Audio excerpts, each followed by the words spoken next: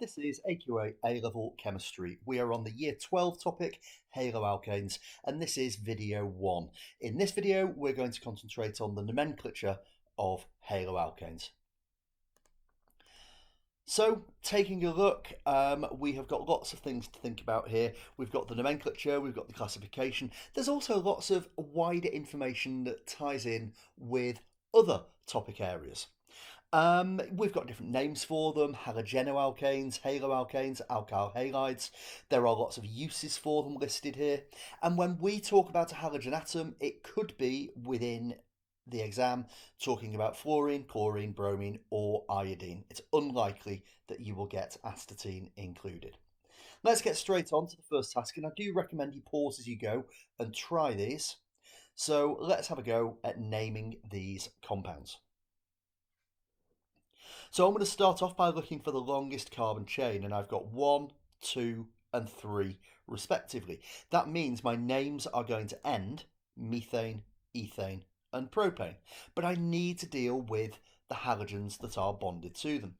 So in the first instance, I've got a chlorine coming off my methane, which means that I've got chloromethane. Fairly straightforward there. On the next one, we have got 2 bromos. So we need to represent the fact that there are 2 bromos in the name. So that becomes dibromoethane. But actually, there's also variation potentially in where those bromines could be. I could have them both on the same carbon. As it happens, they're on different carbons. So I need to show where they are. I need to position them.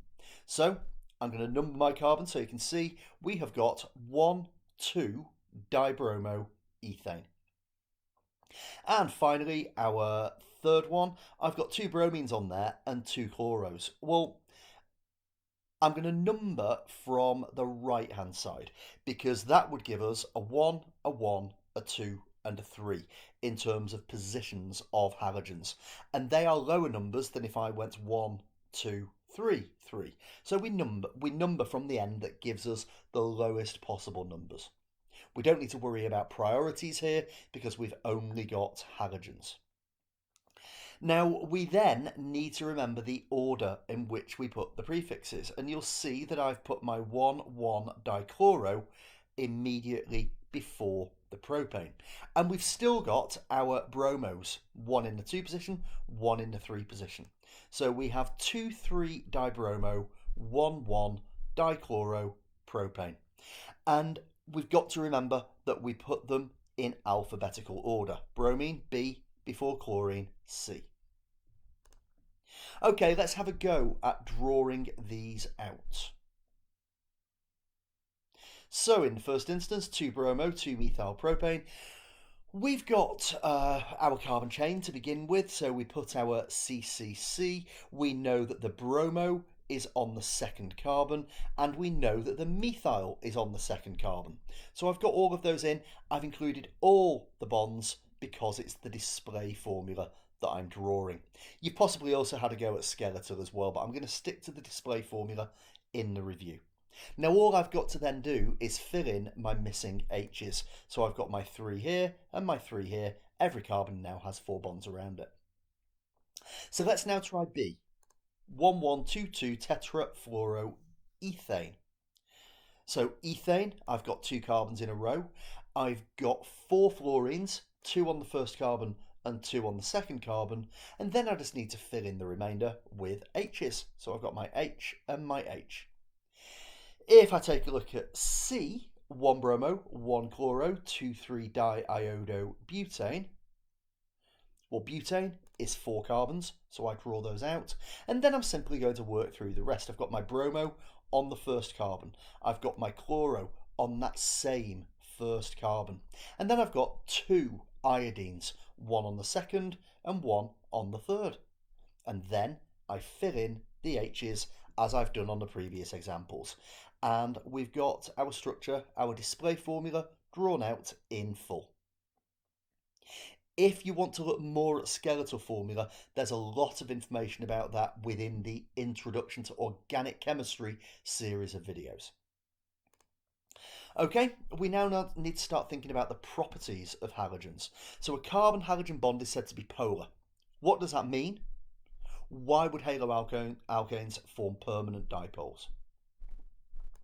Well, polarity, in really simple terms, means it's a charged particle. We see bond polarity. We've spoken about it at great length in the bonding topic. And I'm going to use an example to show why it's a permanent dipole. So I've got my C with 3 H's and a Cl. And within there, I have definitely got a difference in electronegativity between C and Cl. There's very little difference between C and H. We don't form permanent dipoles. But C and Cl, we do. So I've got my delta negative and my delta positive.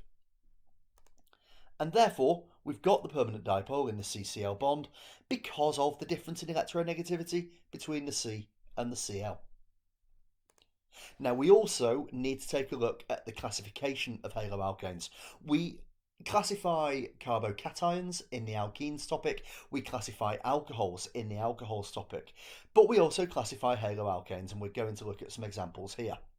So, easiest way to think about it is that the chlorine is attached to a carbon. If that carbon has none or one alkyl groups connected to it, it's primary. 2 alkyl groups, it's secondary. 3 alkyl groups, it's tertiary. So let's try some examples and let's take a look.